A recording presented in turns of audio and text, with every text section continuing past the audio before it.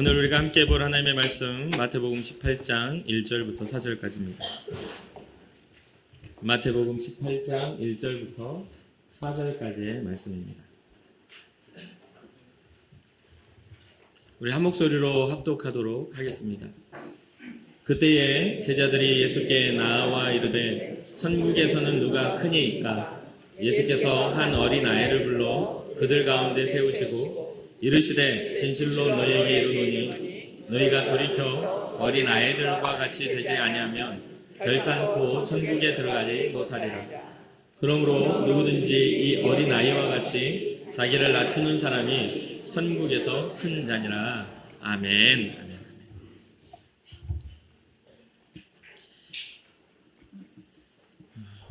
마태복음 18장에 예수님은 제자들에게 한 가지 질문을 받으면서 이야기가 시작이 됩니다. 그 질문 안에 먼저 마태복음 18장 1절을 보면 그때의 제자들이 예수께 나와 하면서 그때라는 그 단어로 이 질문은 시작이 되죠. 그럼 이 그때라는 단어가 마태복음에는 90여 회가 이렇게 사용됩니다. 90여 번이 쓰여져요. 그런데 대부분의 이 표현에는 상황이 전환되거나 사건이 전환될 때의 그때를 이야기하는데 오늘 본문에서는 앞의 내용과 연결되어지는 그때, 제자들의 상태와 제자들의 질문과 제자들에 대한 답을 하려는 예수님의 그때입니다. 그러니까 연결이 되는 것이죠. 상황이 반전이 되는 게 아니라 하나의 흐름이 연결되는 과정입니다. 이런 질문하는 제자들은 예수님과 함께 다니면서 예수님의 그리스도, 즉 이스라엘의 구원자가 되심과 진정한 왕으로 하나님의 나라를 회복하심에 대한 그러한 이야기들을 듣고 있었습니다. 그리고 배우고 있었습니다. 그렇게 제자들은 예수님이 말씀하신 것 중에도 이 제자들의 관심은 회복되는 왕국에 좀 더 가까이 거기에 관심이 있었음을 우리는 보게 됩니다.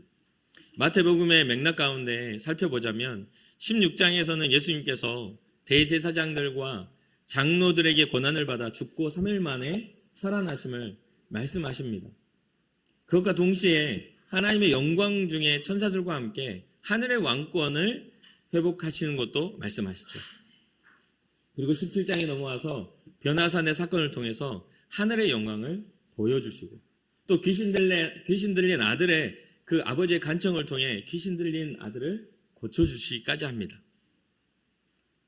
그런데 이 내용 중에 16장에도 17장에도 예수님은 자신이 고난과 죽음을 통해 하나님의 구원을 완성하는 메시아라는 이야기를 합니다. 그리고 다시 3일 만에 살아나야 하리라는 예수님의 순환에 대한 이야기를 하죠. 그런데 제자들은 예수님의 고난에 대해서는 관심이 없고 끊임없이 예수님의 나라의 왕국의 회복에 대한 생각을 하면서 그 가운데 그 흐름 속에서 오늘 질문이 이어지는 겁니다.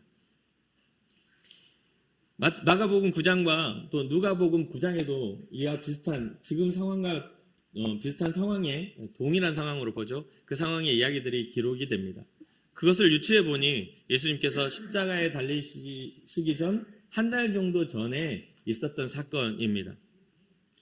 이러한 어떤 순환과 그 부활, 주님의 고난당하심과 십자가의 죽으심과 부활에 대한 이야기와 하나님의 왕국의 회복에 대한 이야기 중에 이 제자들은 왕국에 대한 회복의 이야기를 생각하니 오늘 본문에서 천국에서 하나님의 나라가 임할 때는 천국에서 누가 큽니까? 라는 질문을 하게 되죠. 그런데 내용을 좀 더 자세히 보면 이런 질문 안에는 뭐가 있었냐면 불안한 감정이 있었습니다. 왜 불안한 감정이 있었을까요?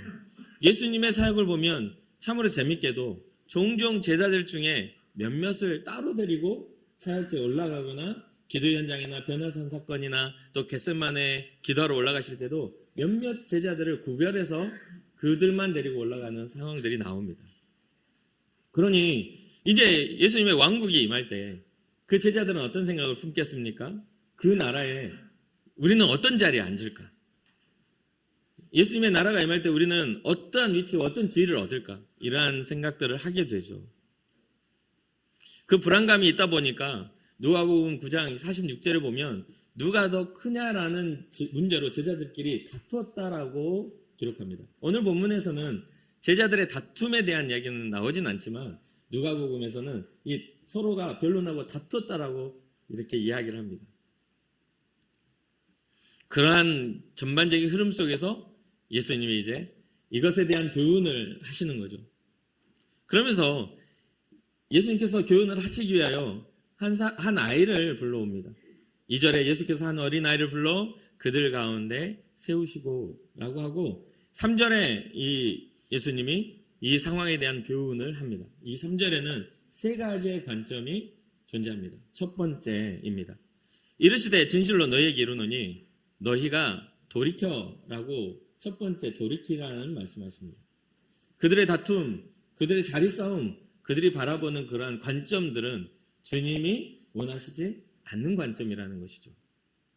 하나님의 나라에 대한 이해를 잘못 이해하고 있습니다. 예수님이 세워갈 왕국을 이들은 여전히 정치적인 회복, 이스라엘 나라의 회복으로 보고 있지만 예수님의 십자가는 이 땅의 나라의 회복이 아닌 하나님의 나라의 회복이었다라는 것을 분명하게 가르치고 말씀해 주심에도 불구하고 제자들은 주님의 말씀을 제대로 듣지 않았습니다.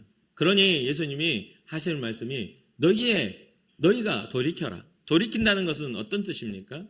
이 마음으로부터 그 잘못된 인식으로 가졌던 것들을 벗어나 이제 주님이 말씀하시고 가르치시는 것에 그 방향성을 맞출 때 돌이킨다라는 말이 형성이 되겠죠. 이 돌이켜라는 이 말과 함께 두 번째는 뭐라고 하십니까? 어린 아이들과 같이 되지 아니하면, 이 말은 어린 아이들과 같이 되어라 라고 합니다. 여기에서는 우리가 살펴보아야 할 것은 어린아이의 미숙함을 주님이 말씀하고 있는 게 아닙니다.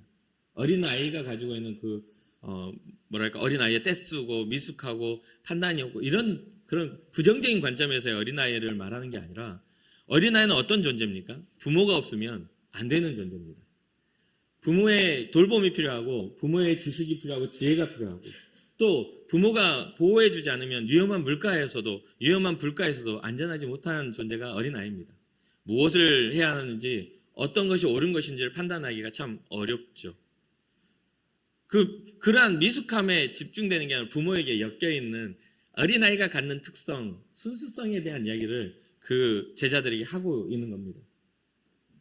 뿐만 아니라 이러한 부분들을 단순하게 제자들에게만 강요하는 가르침이 아니라 예수님 스스로가 하나님의 아들이 되셔서 이 땅에 오셔서 하나님의 일을 위하여 순종하신 그 순종과 낮아짐의 겸손을 이야기하기 위해서 어린아이를 세운 것이죠.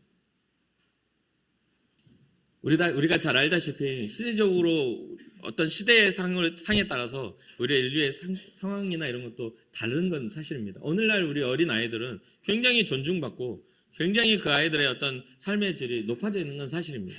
그런데 보십시오. 2000여 년 전에 나라를 이룬 이스라엘의 한 가정의 어린아이는 어땠을까요? 로마의 통치 아래에 있는 중세시대 그 이전에 신약과 구약을 나누는 그 주님 오시기 전과 주님 오신 후가 나눠지는 그때 로마의 통치 아래에 있었던 그때의 그들의 문화는, 아이들의 모습은 어떤 모습이었을까요? 그들은 아무런 자기 주권이 없는 상태입니다. 어린 아이들은 그냥 부모가 결정하는 대로 순종해야만 하는 상황인 것이죠. 그러니까 지금 예수님은 신앙자로 주님 앞에 부름받은 그러한 하나님을 섬기는 자로서 그 뜻을 어디에 맞추라고 말하고 있는 것입니까? 바로 하나님께 맞춰야 되는, 어린 아이를 보아라. 여기 와서 서봐. 그러면 서서 그 아이를 대상으로 했을 때 그 순진무구한 그 순종과 그 낮아짐, 또 사회적으로도 이후에 조금 이따 말씀드리지만 그러한 어린 아이로서의 그런 모습들을 보면 아이들의 순수함과 부모의 가르침에 대한 그런 순종들을 보고 배워라. 이러한 어린아이의 특징을 적용하면서 제자들도 주님이 원하시는 삶의 모습이 어떠한지를 가르쳐 주십니다. 마가복음 9장 35절에 보면 예수께서 앉으사 12제자를 불러서 이르시되 누구든지 첫째가 되고자 하면 무사람의 끝이 되며 무사람을 섬긴 자가 되어야 하리라 하시고, 하나님 앞에서 높임을 받는다면 너희는 섬겨야 될 거야. 오히려 끝이 되어서 섬겨라. 그러면 하나님이 높여주실 거야. 이것은 누구의 모습입니까? 바로 예수님의 삶의 모습이기도 합니다. 하늘의 보좌, 하나님의 아들로서의 그런 높음을 버리고 이 땅에 낮고 낮은 모습으로 우리에게 오셔서 주님이 우리를 구원하시고자 하는 그러한 대가를 지불하며 하나님의 아들로서 다시 부활의 영광 가운데 하나님 보좌 우편에 영화롭게 앉으신 그분, 그 여정 속에 고난의 길을 가며 자기의 희생의 길을 가며 낮아짐의 길을 가며 제자들에게 지금 요청하고 있는 것이죠. 첫째가 되고자 한다면 오히려 무사람의 끝이 되거라. 사람을 섬기는 자가 되어야 할 거야 라고요. 누가복음 9장 48절 그들에게 이르시되 누구든지 내 이름으로 이런 어린 아이를 영접하면 곧 나를 영접하며 또 누구든지 나를 영접하면 곧 나를 보내신 이를 영접함이라. 너희 모든 사람 중에 가장 작은 그가 큰 자니라. 사랑하는 성도 여러분, 예수님은 제자들이 자신의 이름으로 겸손히 섬길 때에 하나님 나라의 구성원으로서 더욱더 존귀한 자가 되리라는 믿음의 법칙을 가르쳐주고 계십니다. 그러나 제자들의 모습 속에 그렇게 되지 않고 계속해서 주님의 뜻과 무관하게 자리 싸움을 하고 서로의 어떤 권리를 주장하고 그러한 것들을 통해서 상대를 시기하고 또 다툼의 이유가 된다면 이 세 번째로 주님은 이런 말씀하시죠. 첫 번째, 이르노니 너희가 돌이켜 어린아이들과 같이 되지 아니하면 세 번째, 결단코 천국에 들어가지 못하리라. 하나님의 나라에 합당하지 못한 열매를 맺는 것에 대해서 경고를 하십니다. 여기서는 주님의 이름으로 살아가는 사람들의, 예수 그리스도의 보혈로 우리는 살아가는 사람들의 구원의 법칙이 있습니다. 그러나 그 구원의 법칙을 소유한 자가 구원의 법칙대로 살아가지 못하는 것은 그 믿음이 아닙니다. 믿음은 삶으로 드러나는 것이요 또한 추구하는 것이 되어야만 합니다. 세상에서 번영이나 명예나 권위를 누리지 말라는 이야기가 아닙니다.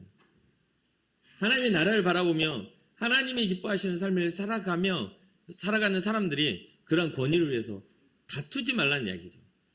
여러분, 우리가 신앙적으로 살아가고 교회의 구성을 살아가지만 때때로 하나님이 기회를 주셔서 뭔가 이게 이 지역사회의 리더가 되기도 하시고 또 어느 한 회사의 사장이나 아니면 중요한 큰 직분을 맡겨져서 그 많은 번영을 누릴 수도 있지요.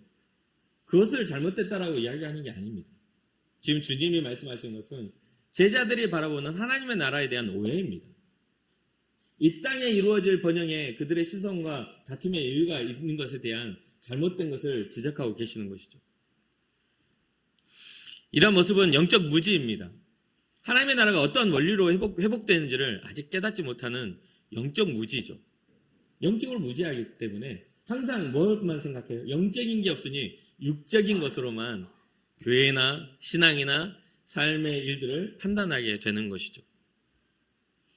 이러한 부분들에서 하나님의 나라는 예수 그리스도의 겸손과 순종 그리고 희생으로 이루어지는 도래하는 하나님의 그런 왕국이라는 것을 예수님이 가르쳐주고 계신 겁니다. 그렇게 우리가 가진 의지보다는 주님의 말씀에 대한 순종이 중요합니다. 구원에는요. 우리가 가진 높음보다는 우리가 가진 명예나 지위나 물질적인 축복이나 높음보다는 오히려 우리가 주님 앞에서 낮아져 우리가 가진 것들이 커 보이는 게 아니라 하나님을 위해서 그 가진 것들이 작아 보이는 그런 역사가 있어야 되는 것이죠. 많은 걸 소유하나 그 많은 걸 소유가 하나님의 영광을 나타내는 도구로 변화돼야 됩니다. 그것이 나를 증명하고 나의 권위를 드러내고 나의 높음을 자랑하게 만드는 그러한 나를 위한 자랑거리가 아니라 내가 많은 걸 소유했을 때 주님이 기뻐하시는 생명을 살리는 일에 이러한 것들이 흘러가야 된다는 것이죠. 그러니 이러한 가치 변화가 일어나지 않으면 돌이켜서 겸손함과 순종의 가치 변화가 일어나지 않는다면 하나님의 나라에서 너희 자리는 없어 라고 아주 강한 경고를 하시는 거죠. 그래서 마지막으로 그러므로 누구든지 이 어린 아이와 같이 자기를 낮추는 사람이 천국에서 큰 자다라는 굉장한 하나님 나라 법칙을 우리에게 가르쳐 줍니다. 예수님의 겸손은 지금 하나님의 뜻을 따라 죽음의 길을 향하는 그 길입니다. 지금 아직은 이 가르침을 가르치실 때 이 십자가의 그 고난 이유가 아니라 이전입니다. 그 길을 향해 이제 가야 되는 상황이에요. 예수님이 예루살렘에 입성하는 것은 영광스러운 왕으로서 이스라엘에 회복하는 왕으로서 입성이 아닙니다. 예수님의 입성은 하나님 나라의 구원의 성취를 위한, 고난당함을 위한 입성이었죠. 이것을 아직 경험하지 못한, 예수님의 부활을 경험해보지 못한 제자들의 시선은 계속해서 예수님의 나라에 내가 어떤 자리를 차지할까? 나는 그래도 너보다는 더 높은 자리를 차지해야지 라고 생각했을 텐데, 주님의 죽음을 경험하고 주님의 부활하심을 경험한 제자들은 전혀 주님의 그제서야 전혀 주님의 그 가르침이 이 땅에 속한 것이 아니라 하나님의 나라에 속한 것임을 깨닫게 됩니다. 그래서 베드로는 이렇게 말합니다. 베드로전서 2장 21절을 보면, 이를 위하여 너희가 부르심을 받았으니 그리스도도 너희를 위하여 고난을 받으사 너희에게 본을 끼쳐 그 자취를 따라오게 하려 하셨느니라. 우리가 주님 앞에 부르심을 받은 사람들입니다. 무엇을 위해? 구원을 위하여 우리는 그 부르심을 받았고, 복음을 위하여 부르심을 받았습니다. 그런데 우리만 주어진 우리의 사명만, 우리의 고난만이 아니라 주님도, 그리스도도 우리를 위해서 고난을 받으시고 우리에게 앞서가시는 본을 따라 그 길을 따라오게 하셨다라는 것이죠. 사랑하는 성도 여러분, 어린아이와 같다라는 그 단어 안에 자기를 낮추다는 표현이 제가 자료를 좀 찾아봤습니다. 그런데 이때 당시 자료를 찾아보니까 고전 헬라어에서는 이 단어를 쓰기를 어떻게 쓰냐면, 사회적으로 낮은 자, 사회적 지위와 영향력이 보잘것없는 자, 그리고 권력이 없는 자, 그리고 순종한이라는 뜻을 담고 있더라고요. 우리가 낮아진다는 것은 어린 아이를 세워놓고 이렇게 그 아이를 예를 드신 그 이유는, 그때 당시에 시대적으로는 어린 아이에는 주권이 없었어요. 그 나라를 잃어버린 상황에서 어떻게 어린 아이가 자기 주권, 자기 권리를 주장하겠어요? 부모가 짐싸 피난 가자면 가야 되는 게 우리나라의 인생 속에서 아픔 속의 그런 존재이잖아요. 그리고 부모가 손을 꽉 잡고 안 놓치려고 부모의 손을 잡았을 때 그 아이는 안전해요. 그런 피난하는 중에 부모의 손 놓쳐버리면 그 아이가 살아있다 한들 어떻게 돼요? 고아가 되고 말죠. 지금 이 상황은 그런 상황입니다. 이 어린 아이는 부모의 선택에 따라서 모든 게 결정되는 상황이에요. 어쩌면 우리의 인생도 마찬가지입니다. 죄 앞에, 우리의 인생의 그러한 가치 앞에 하나님 앞에서 복음, 예수 그리스도가 없으면 우리는 그런 존재입니다. 치열한 영적인 전쟁 속에 우리의 영혼을 뺏어가려는 마귀의 그 역사 앞에 주님의 손을 붙잡은 손을 놓쳐버리고 만다면 우리는 영적 고아가 된다는 것이죠. 그러니 우리가 어린 아이와 같이 자기를 낮춘다는 것은 하나님의 뜻에 내가 전적인 순복하고 순종한다는 뜻입니다. 주님의 손을 붙잡고 주님의 이끄심을 따라 가겠다라는 의지죠. 내가 뭔가를 하고 싶어, 나는 높은 자리에 앉을 거야, 이런 어떤 명예욕이 아니라 주님의 구원하심을 따라 내 인생을 따라가겠다라는 믿음의 결단이 있어야만이 하나님 나라에 합당한 자라는 것이죠. 구원은 우리의 의지가 아니라고 말씀드렸습니다. 구원은 우리의 의지보다는 하나님의 말씀의 순종입니다. 구원은 우리의 높음보다는 하나님의 말씀 앞에 우리가 낮아지는 겸손입니다. 그러한 것들을 잊지 마시기 바랍니다. 그리고 이 신약에 보니까 이 낮추다는 말의 또 다른 의미가 겸손하다라는 뜻으로 사용됩니다. 그 말은 뭐냐면 우리의 주권, 우리의 교만함을 버리고 어린 아이처럼 낮아져 겸손함으로 다른 이들을 섬기며 다른 이들을 위하여 중보하며 그들을 실족하지 않게 하기 위한 그런 삶을 살아라는 뜻이죠. 오늘날의 이 땅의 교회가 위기를 겪는 이유가 무엇입니까? 그것은 다 모두가 자기 주권과 자기 의지가 하나님보다 높아질 때 위기가 옵니다. 어떤 방법이나 어떠한 교회 프로그램들이 아주 훌륭하게 선택되고 잘할 수는 있겠죠. 그러나 교회 프로그램은 하나의 부수적인 것에 불과합니다. 진짜 교회는 언제나 말씀드리죠. 진짜 교회는 예수 그리스도의 생명이 흘러가는 교회가 진짜 교회입니다. 사랑하는 성도 여러분, 여러분들 인생의 모든 발걸음의 방향이 예수님의 복음이 되기를 주님의 이름으로 축복합니다. 여러분들의 결정과 여러분들이 존귀케 되는 그런 모든 조건이 주님 안에서 겸손과 낮아짐이 되기를 주님의 이름으로 축복합니다. 그러니 여러분들의 주변에 있는 옆 사람은 하나님의 형상이라 생각하고 귀하게 여겨주세요. 이렇게 옆 사람 봅시다 하면 눈 흘기면서 이 사람 누구지? 이렇게 하지 마시고 하나님의 형상입니다. 하나님이 이 땅에 우리에게 보내신 축복의 통로고요. 우리에게 보내신 어쩌면 아브라함일 수도 있습니다. 그를 축복할 때 주님이 내게 축복을 주시고 때로는 그를 저주할 때 주님이 저를 미워하실 수도 있는 거예요. 그러니까 당신이 내 아브라함이라는 생각을 가지고 선대하고 선한 열매를 맺기를 주님의 이름으로 축복합니다. 한번 해볼까요? 옆 사람 보면서 당신이 저의 아브라함입니다.